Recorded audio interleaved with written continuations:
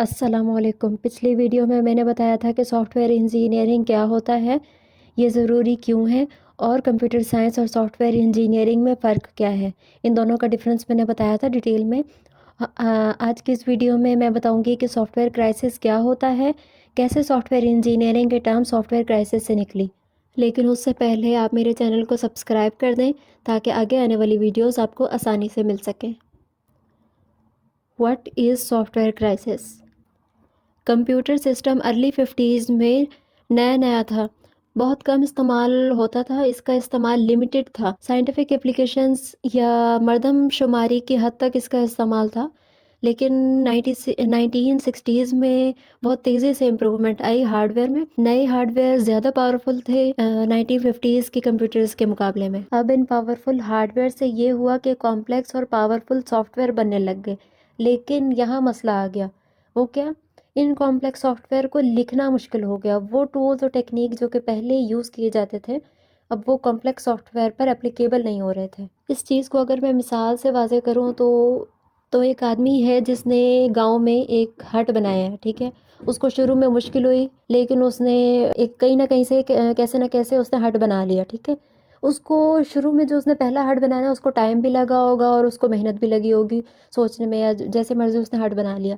अब उसको जो है, आप कह दो कि बड़ा घर बनाओ और जैसे कंक्रीट एंड आयरन हाउस, मतलब अच्छा खासा जो बड़ा महल होता ना, उस तरह का घर बनाओ। उससे ये एक्सपेक्ट करना कि वो अच्छा घर बना सकेगा, नहीं, ये मुश्किल होगा उसके लिए। क्योंकि और अगर तो चलो उसने बना भी दिया तो वो ऐसा घर नहीं होगा, मतलब उसका स्ट्रक्चर ऐसा नहीं होगा कि वो स्टेबल हो, ठीक है। यानी उसने हट बनाया, हट बनाने से हम ये नहीं कह सकते कि उसने वही टेक्निक्स और वही टाइम लगा के और उसने महल या कोई ऐसा अच्छा घर बना सकता हो। वो चीज़ 1960s में मसला आ गया सॉफ्टवेयर क्राइसिस का। इसी तरह की प्रॉब्लम 1960s में देखने को मिली जिसको हम सॉफ्टवेयर क्राइसिस का नाम देते हैं। वो टेक्निक जो कि स्मॉल सॉफ्टवेयर बनाने के लिए इस्तेमाल होती थी, वो अब लार्ज सॉफ्टवेयर सिस्टम बनाने के लिए इस्तेमाल नहीं हो पा रही थी। अगर तो ओल्ड टेक्निक या टूल से हम सॉफ्टवेयर बनाते भी थे तो वो कंप्लीट नहीं होता था।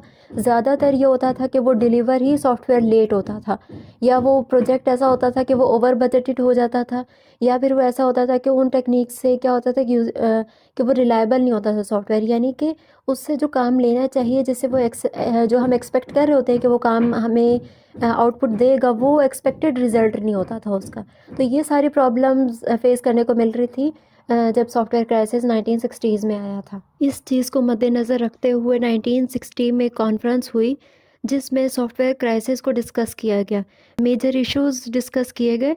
फिर इसी सेम मीटिंग में सॉफ्टवेयर इंजीनियरिंग की टर्म निकली। लोगों ने कहा कि हमें इंजीनियरिंग प्रिंसिपल्स यूज़ करने पड़ेंगे, वैसे ही जैसे इंजीनियरिंग प्रिंसिपल जो हम इस्तेमाल करते हैं डेवलपिंग कार्स में, बिल्डिंग्स, इलेक्ट्रॉनिक डिवाइसेस वगैरह में। सॉफ्टवेयर इंजीनियरिंग इसी से निकली, सॉफ्टवेयर क्राइसिस से।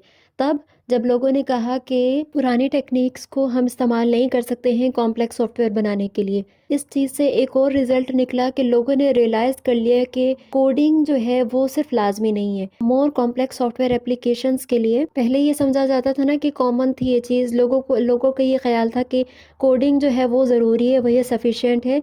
लेकिन सिर्फ कोडिंग लिखना जो थी वो पूरी कहानी नहीं थी। लोगों ने रियलाइज़ किया कि 1960s में कि coding is not sufficient to develop software system, we need to apply engineering principles. International institute of electric and electronic engineering ने डेफिनेशन भी निकाली थी कि वो ये डेफिनेशन थी: the application of a systematic, disciplined, quantifiable approach to the development, operation and maintenance of software, that is the application of engineering to software।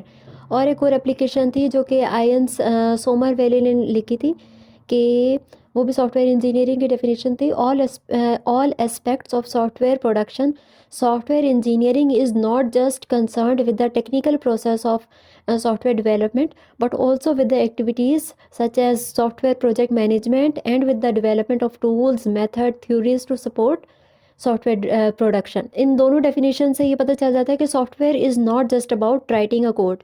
Okay, ये थी आज की वीडियो। आज की इस वीडियो में मैंने बताया कि सॉफ्टवेयर क्राइसिस होता क्या है और कैसे सॉफ्टवेयर इंजीनियरिंग की टर्म सॉफ्टवेयर क्राइसिस से निकले।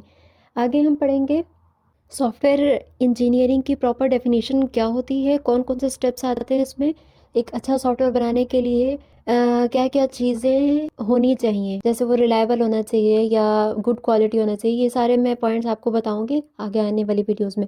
उससे पहले आप मेरे चैनल सब्सक्राइब कर दें और इस वीडियो को भी लाइक कर दें। Thank you. अल्लाह हाफ़िज़।